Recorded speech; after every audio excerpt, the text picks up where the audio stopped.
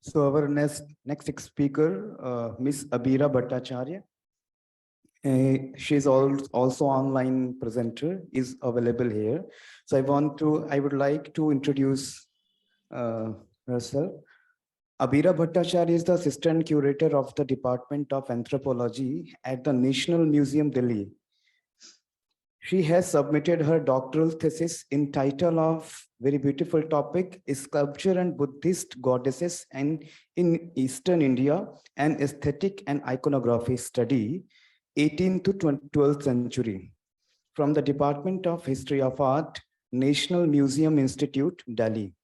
Her current research deals with the Buddhist art and iconography of the Himalayan region and its interaction with the current Asia. She has actively presented research paper and traveled widely in Southeast Asia as a part of her research and documentation, which focus on the iconography development of the Buddhist goddesses in Eastern India and their transmission to Southeast Asia. She also completed a diploma in Tibetan language from the Tibet House, Delhi. She has received travel grant for the study tour and a paper presentation from the Polish Ministry of the Culture, Poland, SOAS University of the London, and Asia Research Institute. Various places are mentioned like NUS Singapore, Silpicon University, Thailand, and she also served a part of the Indian culture delegation to the Hanu Academy. She has taught course on the art of South and Southeast Asia and the sculpture and architecture of early medieval India as a part of the MA Art History course curriculum. She has curated many exhibitions on the different theme focusing on the indigenous art of the India and also work as a co-curator in national and international project as well as. She has also conceptualized interactive and the demonstrative educational activity to promote community engagement. Recent publications include Janguli and Samvangai, retracting the prescriptures of the Manas cult Eastern India. So there are a lot of the contribution in the publication field. So without wasting a time, I would like to invite Ms. Abira Bhattacharya with co-presenter Dr. S. Naki Abbas. Good morning, everybody. Thank you so much for sir for giving my introduction. And also, am I audible to everybody? Yes, madam. Okay. Thank you so much for KG.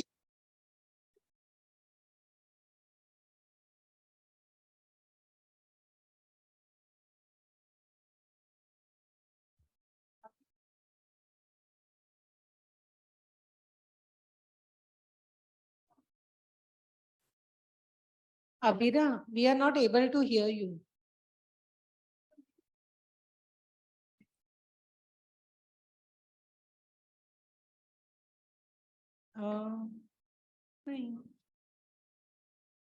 Can you speak, Abira? Please speak something.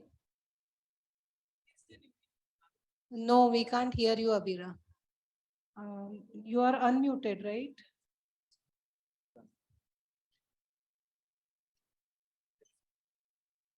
Okay.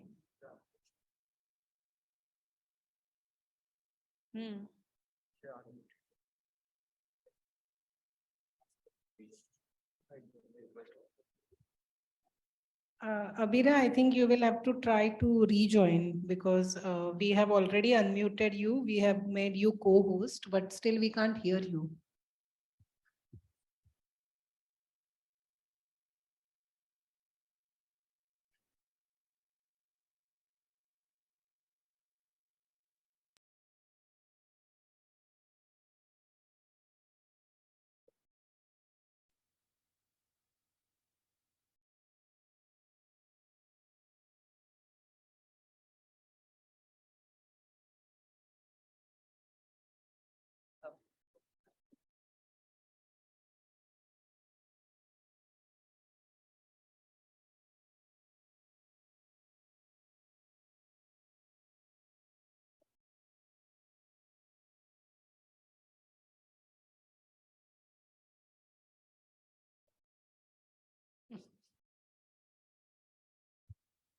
Online participants, please bear with us.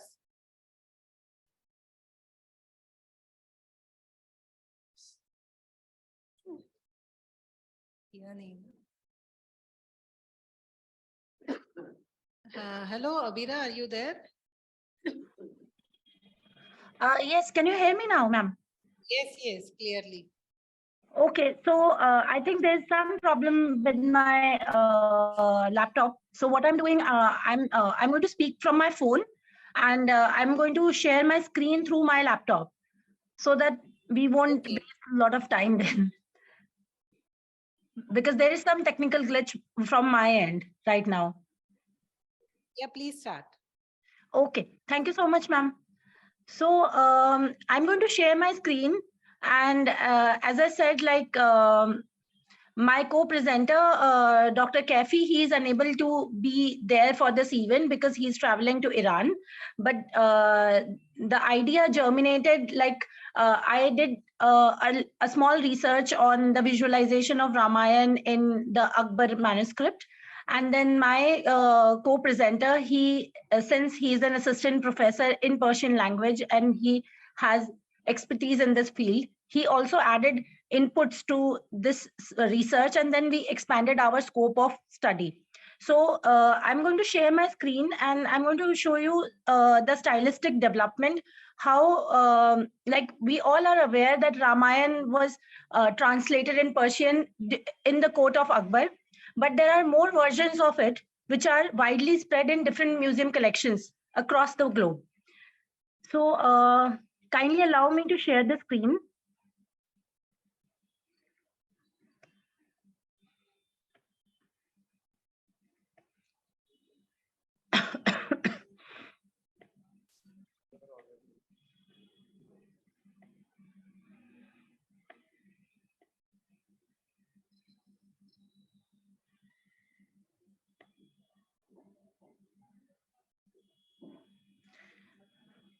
So as I said, like the topic of this presentation is the visual representation of Ramayana in the Persian literature. To begin with, this is a folio, a representation from the Akbari Ramayana. And we all are aware like that Akbar, he was not about his whole idea of Din-e-Ilahi and the idea of oneness of all religions he practiced, where he started translating texts which are like Sanskrit text from different languages into Persian. And his interest in creating these translations was also took a visual form as well, where he had this Tasveer Khana, and he had this department of translation known as Darut Tarjuma in Fatehpur Sikri. And there are like various representations which we have all come across of Babar Nama, of Razman Nama. Razman Nama is the translation of Mahabharat. And then we have also translation of Harivams. So there are many Sanskrit texts which were translated during his period. But but the interesting point, when we see these imageries which are present in these translations, they show an amalgamation of the Persian artistic influences and also the Indianized local influences, because the artists who were hired in the court of Akbar, they were not only the Persian artists who were working under him, but even Indian artists were hired, such as like we all are aware about Miskin, and then the artists from Mewar like Bhagwan, Lal. So there are various artists who are also named within his courtier, within his atelier of painting. So earlier, according to the earlier studies, the original Persian Ramayana of Akbar was in the Jaipur museum. Later on, it was according to the recent information, it is said like now it is stored in the Museum of Islamic Art at Qatar. So there are very few folios of this manuscript which are published within the public domain, and there like the initial one, they were published by a scholar called Dr.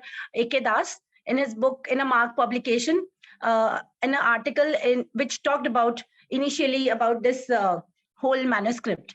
And based on that, I did my research and I tried to compare it with another translation of Abdullah Rahim, who was a commander in the army of Akbar.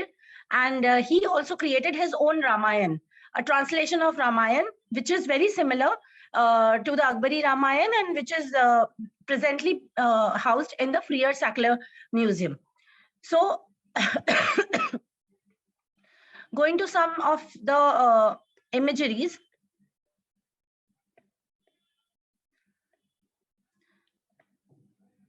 So as I said, like in the N.A. Akbari, it is said like like N.A. Akbari is the biographical account of Akbar. So it is said like Abul Fazl says like there's a date of completion and the name of translators are also given in the book who carried out this project. According to which Badoni was deputed by the emperor as the chief translation in partnership with Naqib Khan, under the direction of Hindu learned Deva Mishra. So there was a team of translators who did this project and who summarized the Hindu text.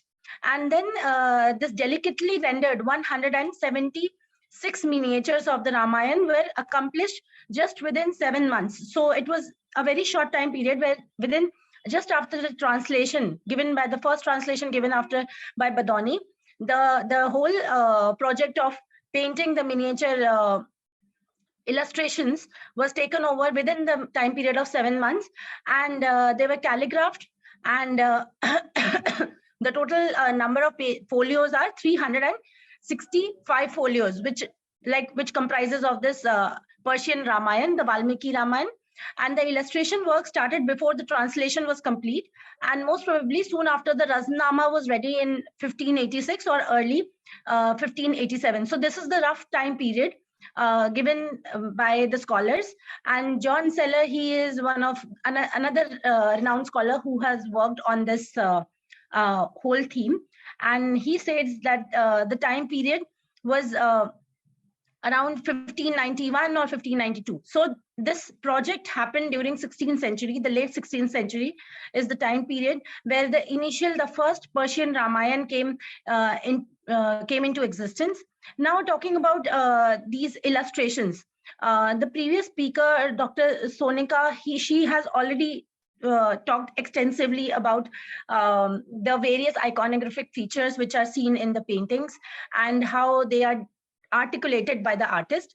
So just connecting with the previous discussion, I would like to say, like in the first image, you can see the Ravan seizes Sita by the hair to abduct her to Lanka. So the monumentality of Ravan, because he is the protagonist of this whole painting, can be seen by the huge scale of the figure.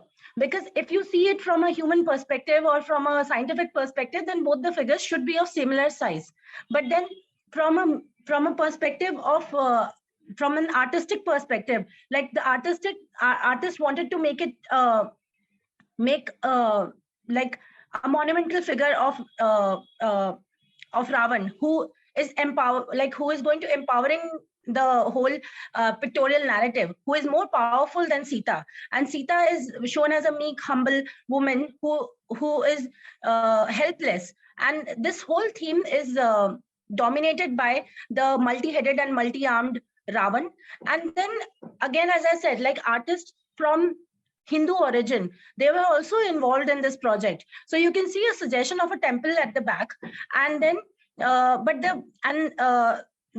if you see the other landscape scenes, like the kind of the delineation of the tree or the sky, they have little bit of Persian influences. But if I would like to say, like the Persian Ramayana of Akbar has more indigenous or more local influences rather than Persian influences, because I'm going to show you some of the folios of the second translation, which was done by his commander-in-chief. It has more dominance of Persian influence.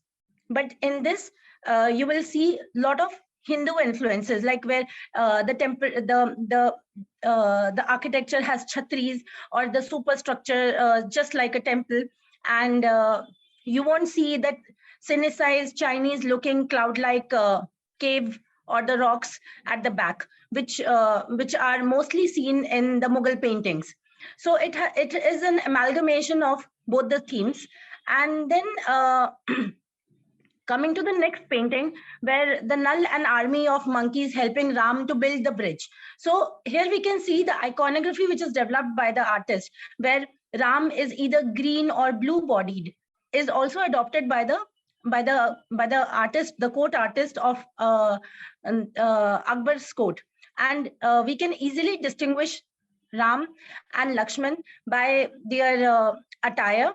The indigenous attire, they are wearing a dhoti, they are having this whole turban which is decorated by the lotus buds. This kind of feature of these pointed turbans with ornated with the lotus buds is also seen in the Basholi paintings. So the artists were closely working with other sub schools as well, and then they were adopting similar kind of features.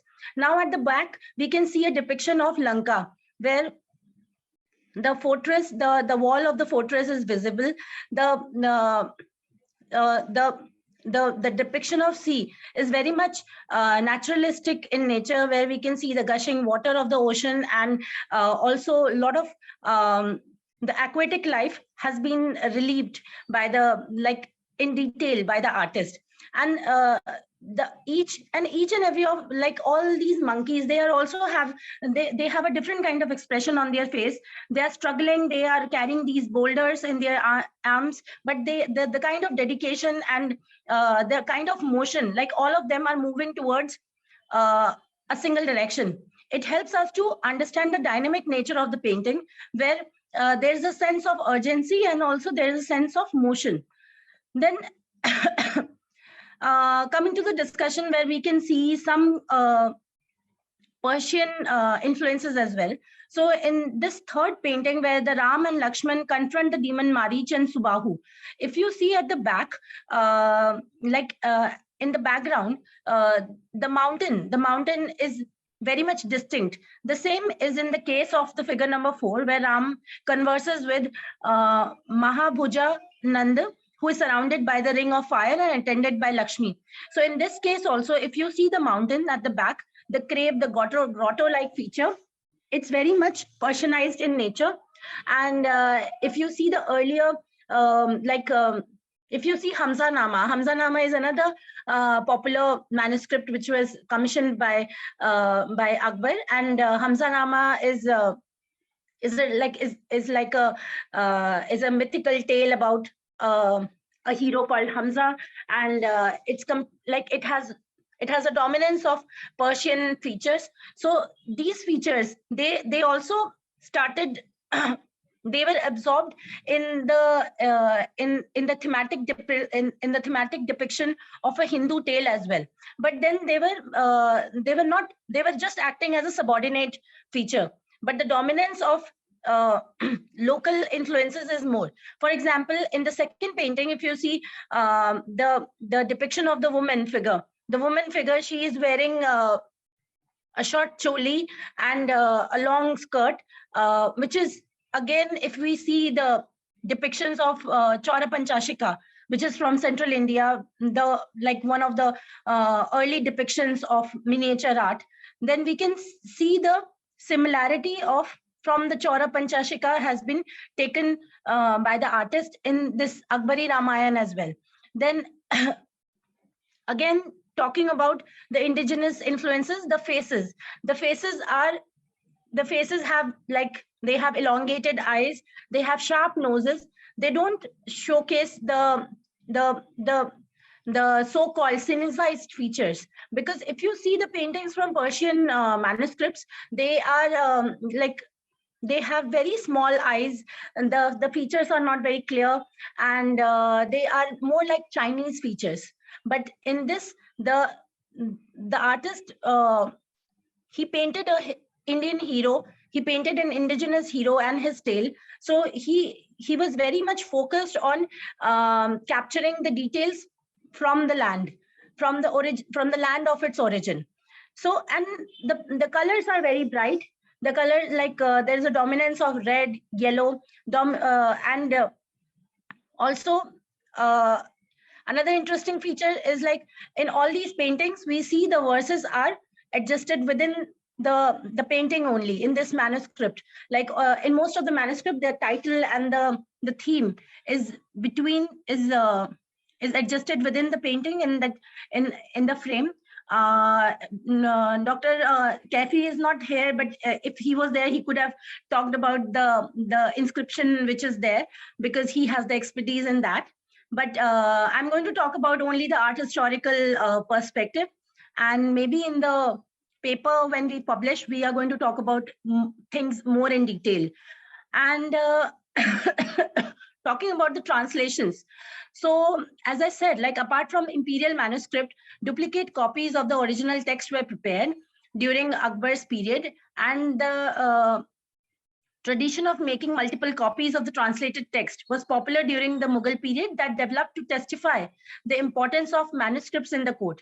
It is also noted that the scholars that there was only one copy made in 1593 by Akbar's mother, Hamida Banu Begum. In addition, inspired by the Akbar's code, Abdur Rahim Khane Khana, the most powerful noble and the chief commander of Akbar's army, commissioned a personal copy of Ramayana, prepared with the permission of the emperor. He was a poet and a great patron of art and literature who owned the individual Kitab Khana and a painting workshop composed of plenty of calligraphers, bookbinders, illuminators, artists. So in each of the atelier, Kitab Khana, there are like several sections. So there was a section for people who just made drawings. There were people who just colored the background. There were people, master craftsmen who painted the figures of the protagonist, and then there were calligraphers, there were bookbinders, illuminators, etc. So based on the inscription given in the book itself, as well as the characteristic style of the illustration, it has been surmised by the scholars that this was not an imperial copy, but a sub-imperial copy of Akbari manuscript. So the copy which I'm going to talk about, the next manuscript, is not the imperial copy, but the sub-imperial copy. It was not created in the atelier of Akbar, but it was created in the individual atelier of Abdur Rahim Khane Khana in during again the late 16th century, and it took 6 years to get the whole copy completed. Apart from that, there are the 130 extant illustrations. So the Freer Sackler collection of Abdur Rahim Khane Khana has 160 illustrations.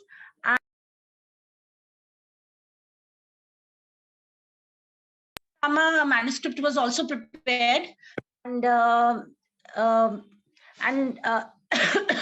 besides that some of the loose folios of the incomplete Ramayana series are also spread across different museums. So there are 24 paintings dated to 1605 by the National Museum, Delhi. I'm going to show you some of the paintings which are like those are some loose folios which are in the National Museum collection, and they have been published by a French scholar. And then there are some by which are in the Chhatrapati Shivaji Museum, CSMVS in Bombay. And then there are some folios in Bharat Kala Bhavan, Varanasi as well. This whole account had been given by Dr. Pramod Chandra. So talking about the Freer Sackler Ramayana, there are 2 volumes. The first volume consists of 78 pictures, and the other consists of around 87 images which are present in the public domain. And these are the artists. So you can see Shyam Sundar, Kala, Pahada, Kamal, Mohan, Mushafik, Nadeem. So different kind of artists, they were involved in this in this project. The same is in Akbar's court as well, like Misting, Lal, Bhagwan. They were all involved. Like so if you see like yes, so these are the illustrations from the first volume of Abdur Rahim Khane Khana. So you can distinguish the features, like as I was saying, like it has more Persianized influences. For example, in the first painting, at the back, there are these cypress trees, these elongated trees, which has like a globular bottom and elongated, pointed at the top. These are called the cypress trees, and they are mostly seen in Persian paintings only. Even in and also in the Mughal paintings, you won't see similar, like, because these trees are not grown in the Indian subcontinent, so you won't see them in the Pahari painting, or you won't see them in the Mewari or other Deccani paintings, but they are mostly seen in Mughal paintings. And now the colors are not that bright. If we go back to the previous slides, you can see these colors are brighter, and there's a lot of dynamism. For example, in the delineation of the ocean, the swirling water is created by thin lines, and you can see the protagonist has a brighter tone. But if we go back to the Abdur Rahim manuscript, now everybody is now you can distinguish Ram and Lakshman by their attire, by their iconography, but they are not distinctive, or they cannot be identified by their body color. They are the colors are more faded, and also the figures, they have now the facial features, they have more synicized, or you can say Ugyur influences, like in most of the paintings from the Persian courts, from the Taimur courts, they have very, as I said, like Ugyur is a tribe in China, and then they have all these Mongolian features. They are very distinct. And also the artist has tried to imitate the architecture, like you can see the temple at the back with these thin pilasters and a pyramidical superstructure at the top. The same is seen in the second painting as well, where the sky is again filled with these nebulous clouds. They are again very much Persianized in nature. And then the background is filled with encircling the fire. There are many figures who are showing different kind of gestures. Then this is another painting from the folio where there is a depiction of Kaband explaining to Ram and Lakshman how he and the king of Gandhar named Vishwavasu came to be cursed with the hideous form. So the artists, the scholars, they have also tried to understand, like there are also distinctions in the iconographic representation. So the iconographic representation seen in either in the Mewari Ramayana or in the Ramayana from Pahari school, the iconography is different in the Persian Ramayana, because sometimes it becomes difficult to understand or identify the figures just by looking at them. So so the expertise in language is very important when we are reading or when we are visually reading the narration of these stories. So by looking at the inscription given within the painting, we are able to understand the theme of this painting. Again, talking about these, so at the back we can see again these Persian rocks. So hello. Yeah, Abira, sorry, but we are running behind the schedule, so I will request you to, can you summarize it? Yes, I will take hardly 5 minutes. It's almost done. So the Ramayana, as I said, like it has volume 2 as well. So I would just quickly show you, you can see this is like a very famous painting where we can see the depiction of Hanuman carrying the the mountain and the battleground scene. So as I said, in the Abdur Rahim Khana miniature painting, there's more influence of Persianized features, which distinguishes it from the Akbari Ramayana. And for example, in this painting, in the first painting, if you see the rendition of the floor, it has a tile work. Similar kind of tile work is also seen in the if you see in the mosques of Uzbekistan. So you will also see similar kind of tile work with blue tiles. And then the paintings, the artists also, again, they try to inculcate these indigenous features. But then again, coming to a very unknown Ramayana, which is in the National Museum. So we are mostly concerned either with Akbari Ramayana or with Abdul Rahim Khana Ramayana, because it's in the Freer Museum of Washington. But then there is another Ramayana from at the National Museum collection in the manuscript department. So the present Ramayana is inscribed in the Nastaliq style, interspread with 66 beautiful miniatures revolving around the various episodes of the Ramayana. And it is from the 18th century, from a much later date, from a provincial school. And the name of the sage Valmiki is written in each of the places in a red ink.